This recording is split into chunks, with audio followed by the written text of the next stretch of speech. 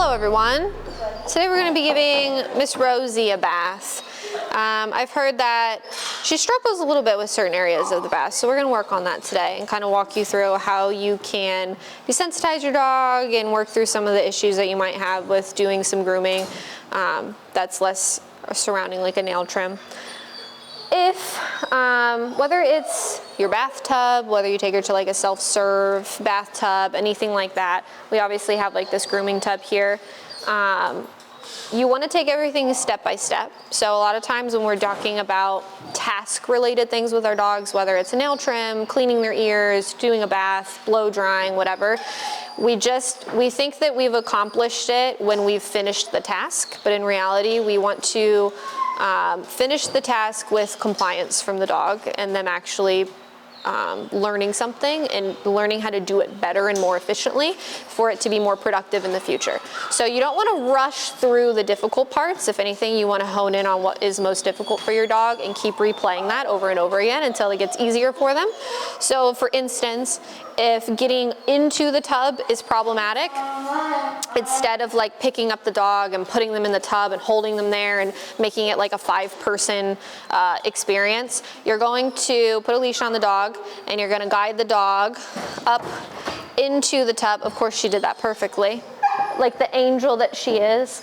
But if say you had a dog who struggled with that, you're just going to continue replaying, like going in and out until their confidence builds a little bit more. A lot of times what I'll even do with dogs is I'll get in the tub and actually have them come in with me. That's a really easy way to create a little bit more comfortability for them. If they know that you are in there as well, they'll be a little bit more likely. So that can be a good way to do it. The other thing that we'll go through is once they are in the tub, again, at no point do I really want to have to rely on like physical strength to keep them in here or keep them compliant. So whether this is, again, a bathtub at your home or whatever, as you move through the steps of your bath, it should never feel like you're having to like physically manhandle the dog to keep them in there to complete it. So when I turn the water on and I spray the water, if she were to, say, jump out or run to the other side of the tub, I'm going to just simply get her, make her come back in, and we're gonna start all over again. Again, I'm not gonna try to like hold her in here or anything like that because I want her to learn how to be comfortable with each step as we move along. I start usually by just spraying their feet with the hose just to see how they feel about that. She seems to feel just fine about it. There we go. She doesn't have any collars on or anything right now, just a slip lead. Oh, this is very nice, Rosie. Can you use food or like positive reinforcement when you're working on grooming or handling related things? You can. I tend to, so for an example, I had a lesson yesterday with a lab who is horrified of getting baths and things like that. So when we were working on getting into the tub and just simple tasks like that, the dog was like whining and panicking and darting all over the place and doing all this stuff. And we weren't using any training equipment or anything, just a simple leash to help with leash pressure and everything. And in those moments, I'm not going to use food because the dog is in such a like overstimulated, panicky state of mind that one, they probably won't even want it. And two, it's not going to accomplish anything productive other than say the dog does have a really high food drive and they're interested by it, you're just gonna keep like spinning the wheels in their brain and it's not gonna get them calm. So I'm only gonna use like food or positive reinforcement if the dog is in already a calm state. They can be a little bit hesitant or nervous, but they have to at least be like thinking. Like their brain's gotta be tapped in for me to find it useful to use food.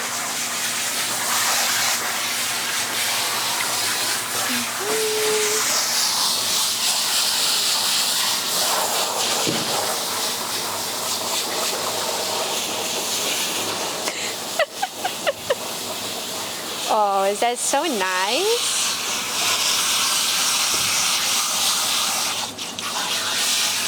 What a good girl.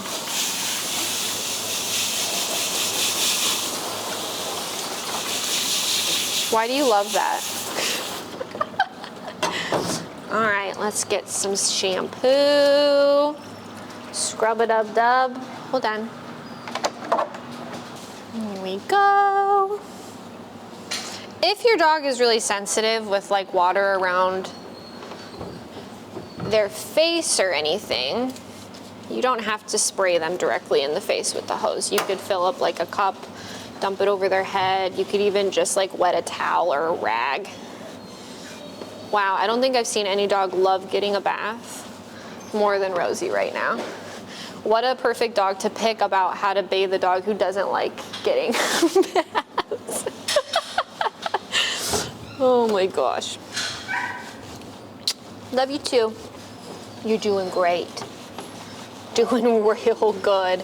Now say the dog is struggling a little bit and they're worried and they're panicked and everything like that.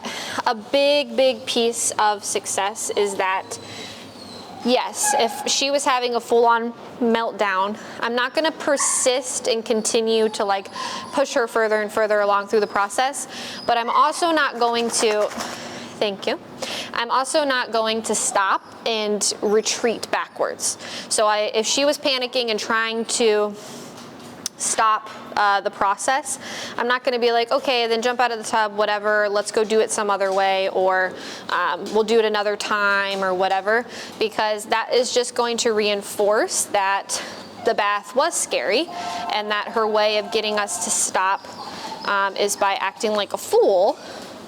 Whereas if we continue to persist through at a pace that is reasonable for her, then we're going to see her comfort level come up and she'll do a whole lot better the next time we do it in the future.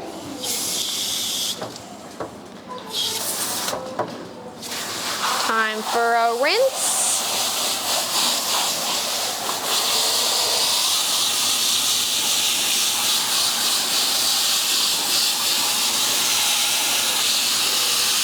And now, Rosie is a dog that did our puppy program and has been doing lessons with me since she was like 10 weeks old. So you've had a lot of practice on handling and being comfortable with being touched all over and all of that kind of stuff. So we're also seeing the benefits of that playing out in front of us as well, as having a good program to follow from the time they're young.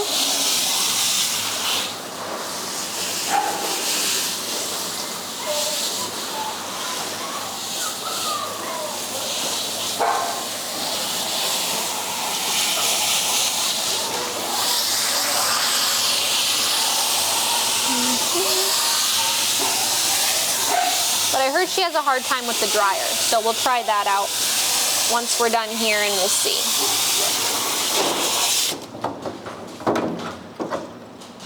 Let's wring out your ears. Wring out your legs.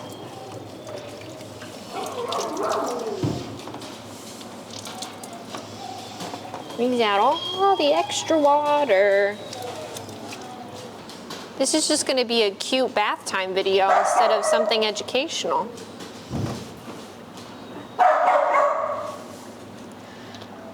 Especially with longer haired dogs, like to do a towel dry first, because there's going to be a lot of water in there. All right, so for the dryer, we're going to start on the lowest setting the dryer can go. And then, depending on how she does with it, I can adjust it higher and higher. But I want to start out pretty low, so that way we're not going in to be where it's too alarming, a little bit too fast.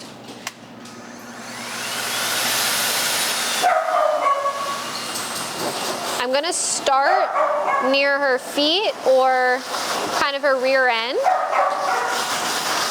Those seem to be the areas where it's a little bit less startling to them to begin with.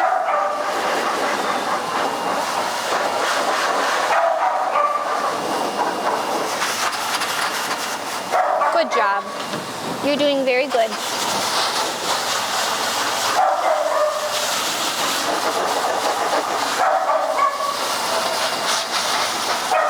Seems to be doing pretty good. So we'll go up a little bit higher.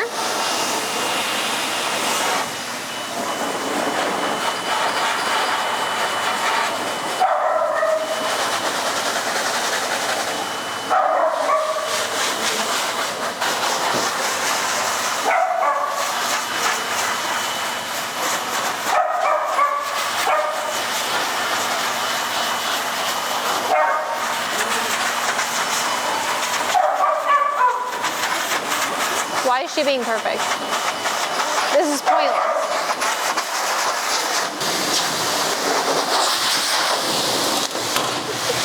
So there we go. So now I'm just gonna grab her. Come here, Rosie. Right back in.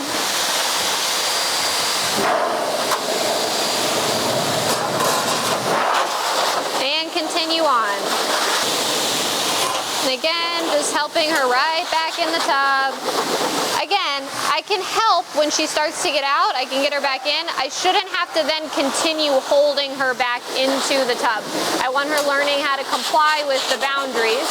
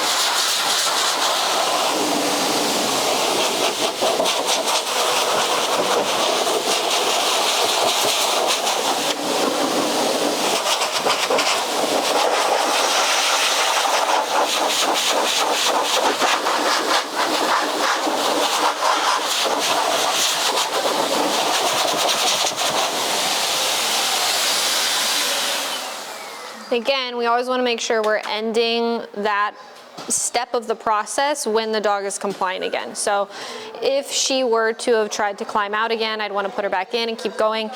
Even if I technically was done drying her, if she is still being a little bit antsy and not fully settling into what we're doing, I'm going to continue for the sake of the teaching moment until she is a lot more compliant like this. So the next thing we'll do is we'll clean her ears here. Make sure those are nice and dry.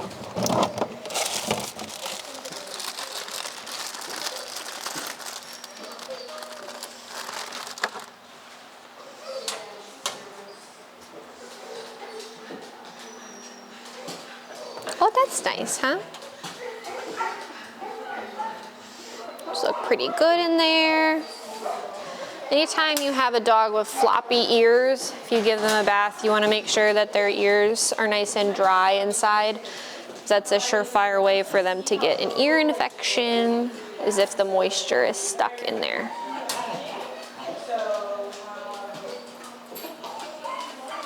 Honestly, with ear cleaning, I found that if you just approach it with confidence and go for it, there's not much they can do.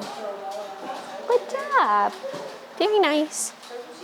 But again, if she was fussing or fighting me on it, then I would just keep doing it until she got to where she was comfortable with it.